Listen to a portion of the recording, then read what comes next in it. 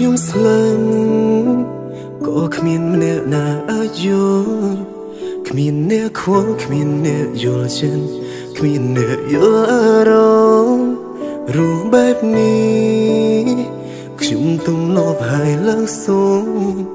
រួងលីលំនឹងក៏ឈឺចាប់ឡើងឆ្អែត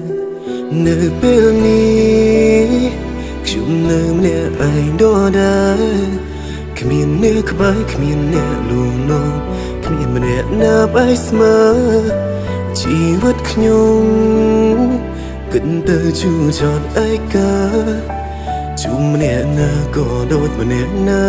ឲ្យខ្ញុំឈឺឡើងហន់យំនេះយំសុំយំជាលើកចុងក្រោយយំឆ្នាំនេះចូលដល់ឆ្នាំក្រោយមិននៅបែបនេះទៀតទេឈឺឡើងឆ្អែត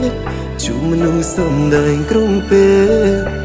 មិនអីទេឈឺដល់ថ្នាក់នេះចាត់ទុំជាបទពិសោធន៍មនុស្សល្អមានលើលោកនេះច្រើនណាស់តែខ្ញុំបើប្រទះមនុស្សមានចិត្តក្បួនជីវិតនេះជុំរឿងឈឺចាប់ឡើងហត់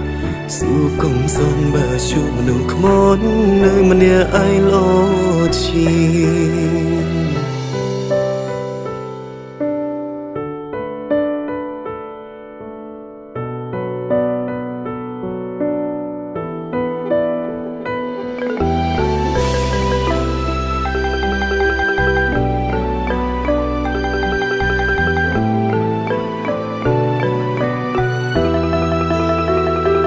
នៅពេលនេះ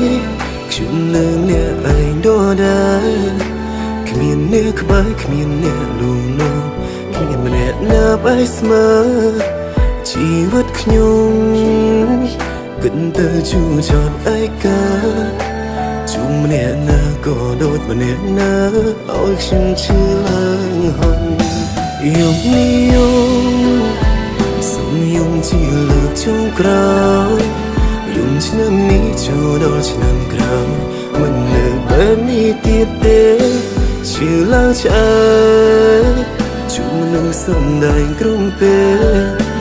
មិនអីទេឈឺដល់ថ្នាក់នេះចាត់ទុំជាបទពិសោធន៍មនុស្សល្អ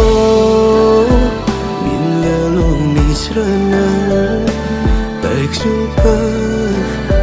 ប្រទះមនុស្សមានចិត្តក្បួនជីវិតនេះជុំរឿងឈឺចាប់ឡើងហត់ស៊ូកុំសំបើជួបមនុស្សខ្មោចនៅម្នាក់ឯងលោជាយំនេះយំសុំយំជាលើកចុងក្រោយយំឆ្នាំនេះចូលដល់ឆ្នាំក្រោយមិននៅបែបនេះទៀតទេឈឺឡើងឆ្អែតជុំមនុស្សសំដែងគ្រប់ពេលមិនអីទេឈឺដល់ថ្នាក់នេះចាត់ទុំជាបទពិសោធន៍មនុស្សល្អមានលើលោកនេះច្រើនណាស់តែខ្ញុំបើប្រទះមនុស្សមានចិត្តក្បួន